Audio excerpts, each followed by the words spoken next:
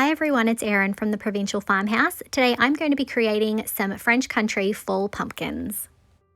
I'm going to be using these little pumpkins that I got from Kmart. I believe they are made from plaster of Paris. Just showing you the little label there with the measurements on them. I'm going to begin by removing that label from the bottom, and then I'm going to be using Redesign's Blooming Banners mold. I'm going to dust one of the designs with cornstarch. This is going to help my clay to release. And then I'm going to start working my dust air dry clay into that particular casting design there. So this is the smaller, I believe, out of the different designs there. So I picked that one because I felt like the scale was the best for my pumpkin. I'm then going to be adding some of my Sealy's Quickset wood glue to the back of my casting. And then once I've got that really nicely well coated, I'm going to gently mold that to the surface of my pumpkin. I'm gently pushing the casting into those little grooves and those lower points of the pumpkin so that it really looks like it's a part of the design, and it's just really molded nicely to the surface. I then took out my Angelic Aura mold by Redesign. I'm going to be dusting some of the florals that I think that might work with this particular mold with cornstarch, and then I'm going to do a partial casting here of these florals that are part of that larger angel design, but I quite like how that looks as that is. And then I'm going to pick some other roses to cast. I'm then going to dust the scroll style design on the left there, and again I'm going to be doing partial castings, so keep that in mind when you're using your molds. You don't have to use the entire design, you can use bits and pieces that will work for what you're trying to achieve. When I was doing this, I didn't have an exact idea in mind, I just wanted it to complement the mold that was on the front. I knew I wanted to have some of those beautiful roses, and I wanted it to look like it was sort of draping down the sides as well. So I'm going to continue dusting different bits and pieces of that mold for the areas that I might want to use, and just continue casting until I'm happy with how my project is looking. Next, it was time to work out exactly how I wanted these pieces to lay. I really liked the greenery and the scroll that was attached to that particular one, but not so much the larger piece that was attached. I really love these more delicate roses. I feel like they work a bit better. And I did decide that I was going to cast a couple more of those little roses. So if you're going to do this, obviously it's up to you what florals and molds you use. But as I said before, I just really wanted the top to really tie together and complement the Blooming Banners mold. So I'm going to do another partial casting here. As I said, I like the greenery, I like the scroll effect. So I'm going to cast another one of those to go on the left-hand side.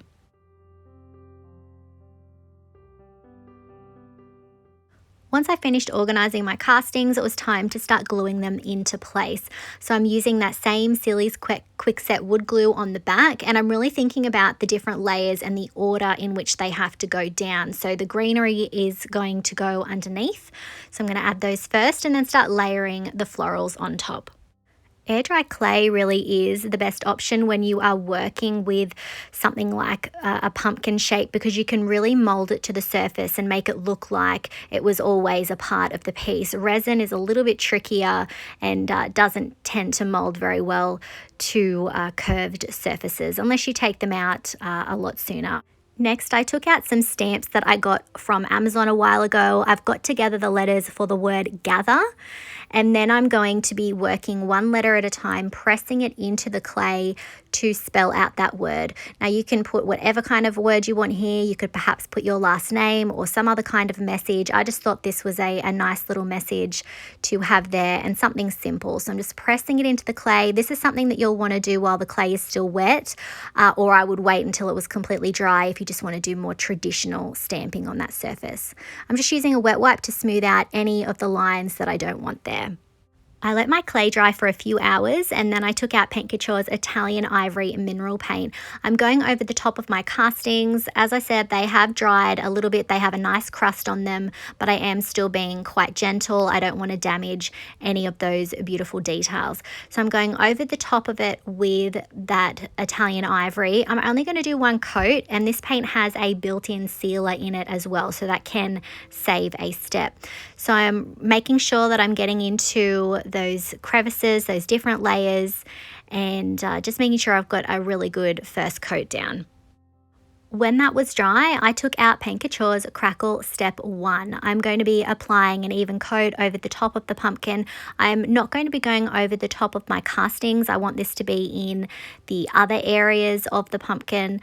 I want to have a bit more of a vintage look, and I really do love the interest that Crackle adds to a project. So I'm going to add a coat of that, and then I'm going to come in with Crackle Step 2 about 30 minutes later. So Crackle Step 1 will feel sticky and tacky to the touch, and then you come in with Step 2. You definitely want to be a little bit lighter with your brush strokes here so that you don't disturb that first coat.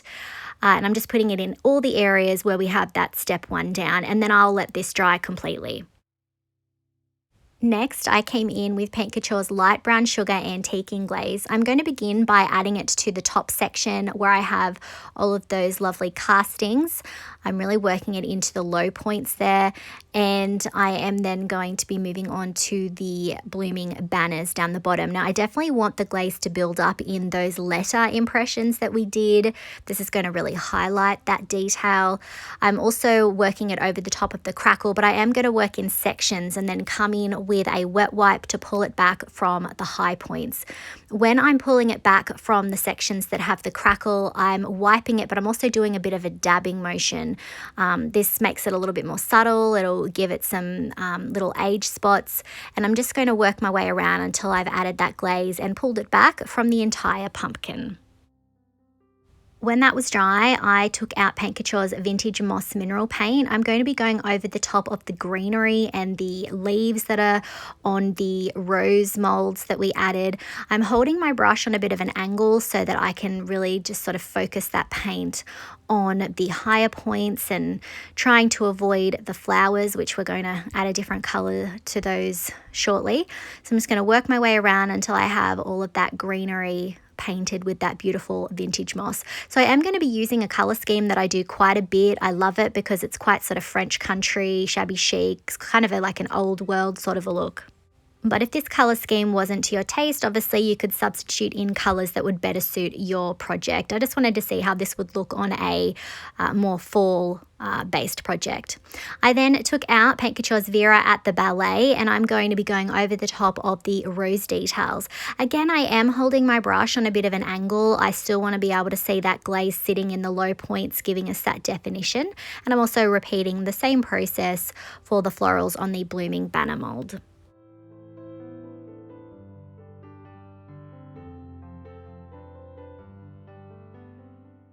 Once my paint was completely dry, I took out Paint Couture's Simply White Chalk Paint. I'm going to get some paint on my brush, offload it onto a paper towel, and then I'm going to do some dry brushing.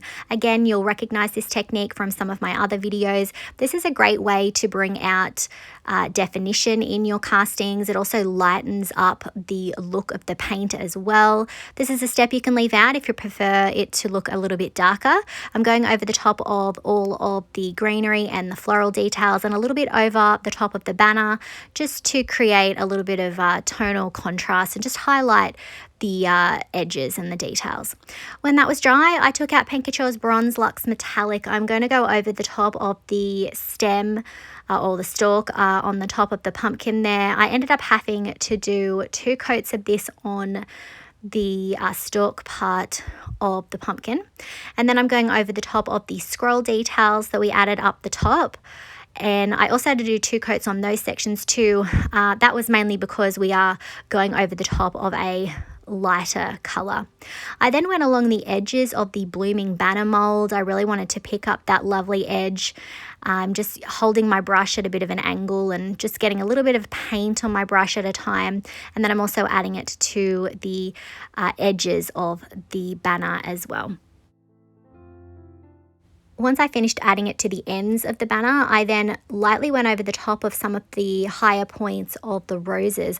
I thought this was a nice little touch, bringing in that bronze. I'm using my finger here and there to pull it back from anywhere that I've gone in maybe a little bit too heavy. I'm also going to do the same process on the top sections. Again, this is a step you can leave out, or you could add a different color, a different metallic that suits your home decor style better.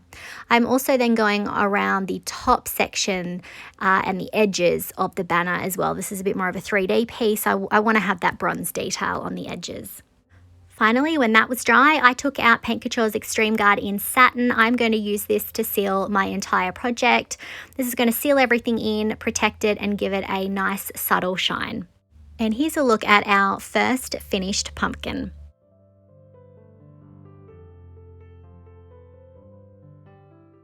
I'm really pleased with how this turned out. I think it looks very sweet. I'm loving the combination of the pumpkin with the florals. Let me know what you think of this in the comments.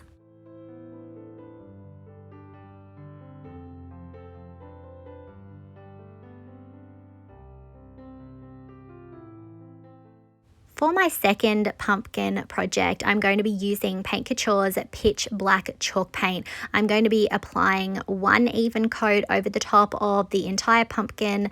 I didn't need to do any more. This paint is very highly pigmented. I'm also going to be going up on the stalk section. I can add color to that later. I really wanted this to be a bit more of a moody project, and this is probably one that would suit just Halloween decor as opposed to just fall. It does have a bit more of that, as I said, dark and moody vibe, while also bringing in ornate elements as well. Once my coat of pitch black was dry, I took out Paint Couture's Extreme Guard in Satin. I'm going to be applying one coat over the top of the entire project. This is going to seal it in, but it's also going to be a really great base for my next step. I'm going to be working with IOD's foil or gilded transfers, and they stick really well to a sealed surface. So once I had sealed this, I let it dry completely. I made sure it was completely dry, and then I took out IOD's Belle transfer, and I'm looking through here to see what shapes might work, and then I decided on this particular one here where it's got the two complementary shapes. I thought that would look really nice on the front of the pumpkin, so I'm actually going to cut those and separate them, and then I'm going to position the transfer. You can see I'm starting in the indent of the pumpkin. I'm using the corner of the transfer stick, and I'm just gently working in sections, as I said, starting in the center, and then I'm going to start working on the right hand side, just using my transfer stick over the top of the sections that I want to transfer, and then I'm pulling that away and gently pressing it down once I'm done. I'm going to repeat the same process for the complementary design that's going above it, and I think the key here really is just focus that pressure on top of the foil designs that you're transferring. Next, I am positioning a different design from that Belle transfer, working out how I want it to sit. Again, I'm going to start in the indent of that pumpkin and then working in sections. That's definitely an important part here. I'm just sort of having it pressed down in the center. You can see the other parts of it are sticking up, so they haven't been transferred yet. I find that if I can just do a little bit at a time, I'm less likely to get breakage or cracks in the transfer. So I'm going to add this transfer on that side, press it down, and then add the same transfer. But again, it's one of those sort of complementary or opposite designs that come in this pack. I'm repeating the process on the other side using the same one that I did at the beginning so that both sides of the pumpkin are the same. I've definitely got to keep in mind here that this is a 3D object. It's not going up against a shelf, so I want it to look great from all angles. I then picked up this other smaller piece of transfer here. I'm going to trim off part of it. I want to have a design coming from the top stalk, so I had to trim that off so it would fit, and then I'm going to press that transfer down, again starting in the indented section and pressing that down. I'm going to repeat the same process. I know this is a little bit repetitive, but I hope it's showing you how you can use those beautiful IOD transfers to create some beautiful pumpkins that have quite ornate details.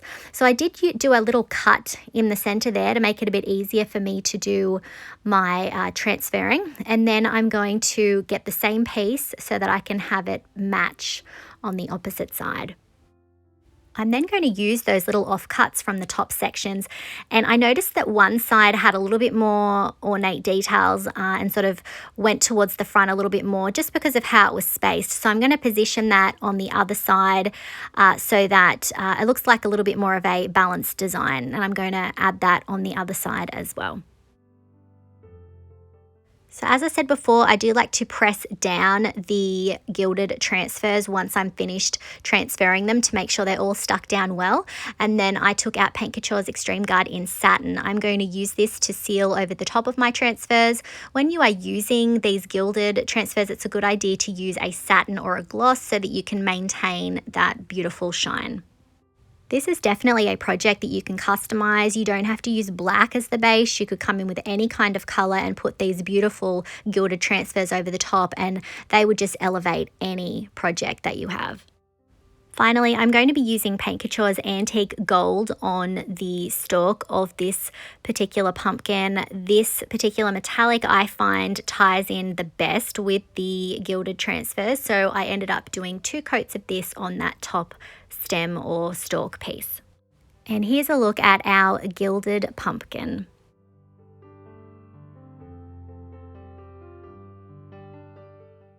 I love how this turned out. The gilded transfers on that black paint have completely transformed what was a very plain little pumpkin. Let me know what you think of this in the comments.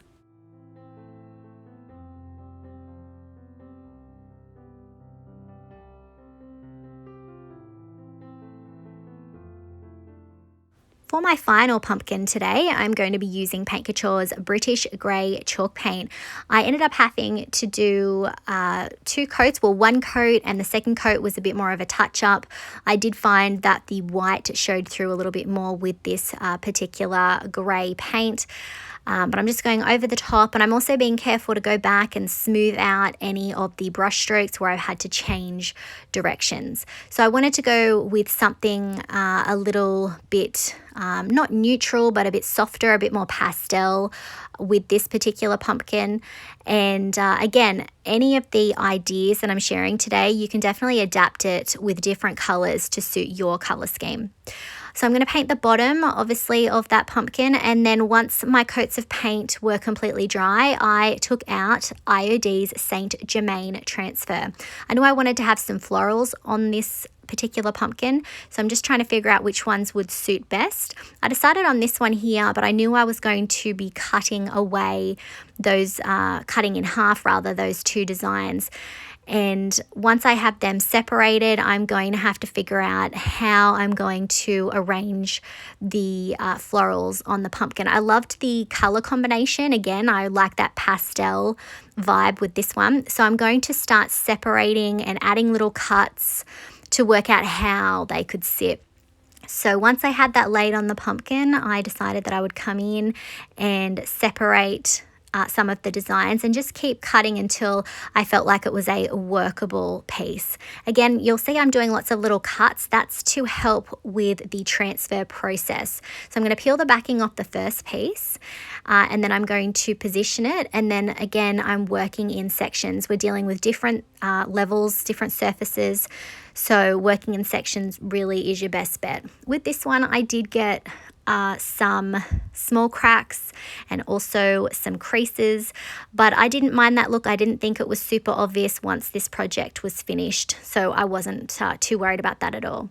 Once I had that first piece transferred down, I came in with the other one that's going to go off to the left. Again, adding those little cuts is a definite help. It helps you to, as I said, work in sections without having that transfer stick down before you're ready for it to stick down. So just adding that piece, and then I'm going to go in and I separated this little leaf from the other transfer design so that could go up the top, and then I'm going to be coming in with the final transfer piece, again just working in sections. And remember, you don't have to use the same transfers that I'm using. Any kind of florals would work. I then came in with Paint Couture's Extreme Guard in Satin. I'm going to use that to seal my transfers, and obviously we are working with chalk paint, so I'm going to make sure that that is all sealed up as well.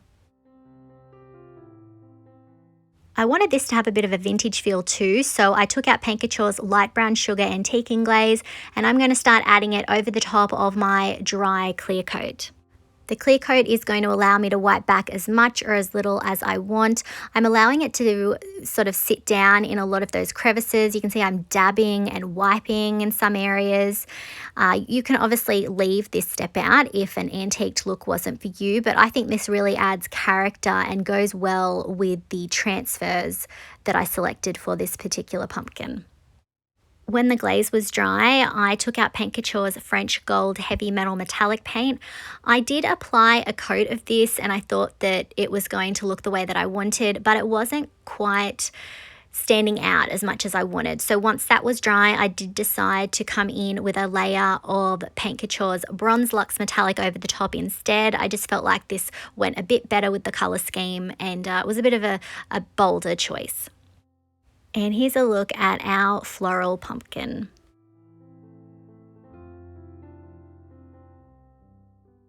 I'm really pleased with how this turned out. I love the combination of that grey with those beautiful florals. Let me know what you think of this in the comments.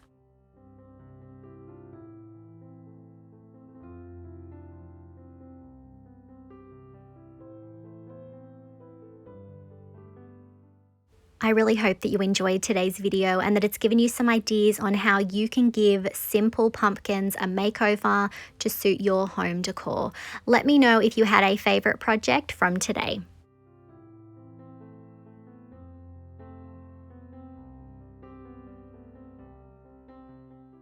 If you enjoyed today's video, I would really appreciate it if you would hit that like button, comment, and share it out.